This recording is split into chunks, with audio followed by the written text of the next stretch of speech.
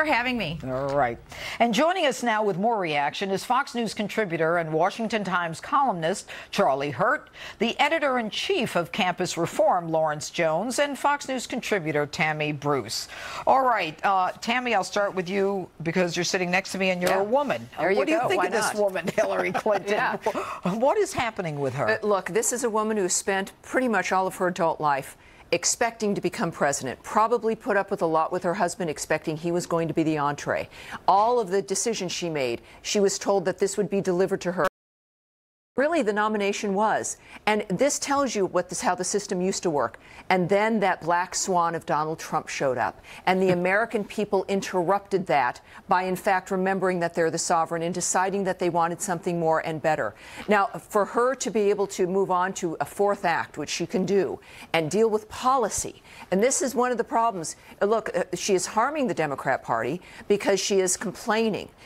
And she says, you know, no man was ever told to shut up. Look, Al Gore, even if you disagree, of course, with his global warming stuff, it's still about policy. McCain and Romney dealing with policies and issues that you can debate. Hillary is not doing that. And this is why it's harming the party. And it's why, as a feminist, it's embarrassing, I think, for every woman out there that this woman who's the first major party nominee is behaving so badly. We deserve better, and I believe the Republicans are going to deliver better for us and women. Charlie, when Hillary Clinton says no man has ever been told to shut up, is that the truth? No, of course not. All of these people that have run terrible races and lost have all been told to shut up. But I could not agree with Tammy more. You know, what is so embarrassing about all of this is that every single one of these people who went on to drone on and on, like John Kerry, and I didn't want to hear him before the election, much less after the election, they were at least talking about things and talking about issues they cared about. This is what all Hillary is talking about is blaming everybody for why she lost, and it's so depressing.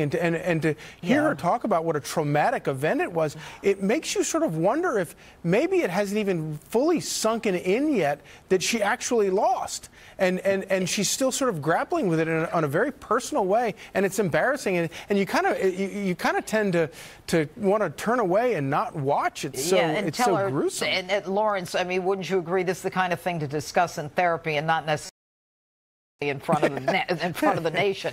Lawrence, your take. Anybody ever tell you to shut up? A woman? I think we tell a lot of people to shut up when we disagree with it. I know on the right we told Mitt Romney to shut up when he started to get back involved with the primary, talking about Donald Trump. And so when people, members of political parties, don't agree with past leaders that have failed leadership, generally we tell them to move on and let the new leadership come in. But I think this goes back to something mentally with Hillary Clinton, because for far too long, the Democratic Party has operated off of identity politics, and they traditionally have won. And that was until Donald Trump came and talked about money with the American people. The people weren't concerned about identity politics. They were concerned about their families and having to live paycheck to paycheck. And so Hillary Clinton, being a veteran politician, didn't know how to handle that. She realized that her strategy, for once, the Democratic strategy, just didn't work. And I think it's hard for her to comprehend that. You know, and Tammy, you make a very good point about, you know, here's a woman who was touted as this great United States Senator, wonderful Secretary of State. She probably should discuss issues of policy. That is, if she's capable. Yes, this is it. I mean, there's a point where we all make mistakes, and the way that we're able to move on and remake ourselves, or at least become influential again, is make a determination of what went wrong and what I can do now and what the priority is. But this is the problem for the Clintons. It's never been about other people. It's never been about policy, really, in the end. And this is where you see the kind of the nakedness, not that we want to think of that right now. That's why she didn't go to Middle America. She won't take responsibility for going to all those locations. Let me just add, though, that this is the problem, and I think that for young women, for women who are homemakers, all of us who wanted a woman to be president, we like breaking these barriers. We like the underdog.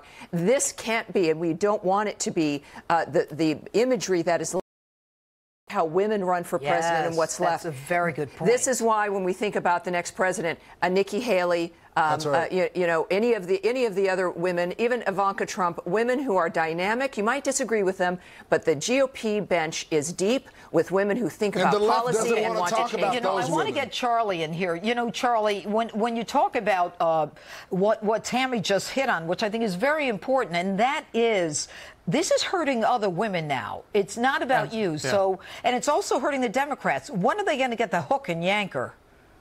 When I look around and I see all of the strong, successful, powerful women in all aspects of professional life, they all earned it on their own. And what's strange about Hillary Clinton is she got to where she is because of her husband. And for her to then talk like she's this sort of Joan of Arc of women's accomplishment, and then turn around and denigrate all of the strong, independent women who voted for Donald Trump, it's kind of hard to wrap your brain around. And you know, she really is sort of more the face of entitlement than she is of strong, successful, powerful women. Great conversation. Thank you all.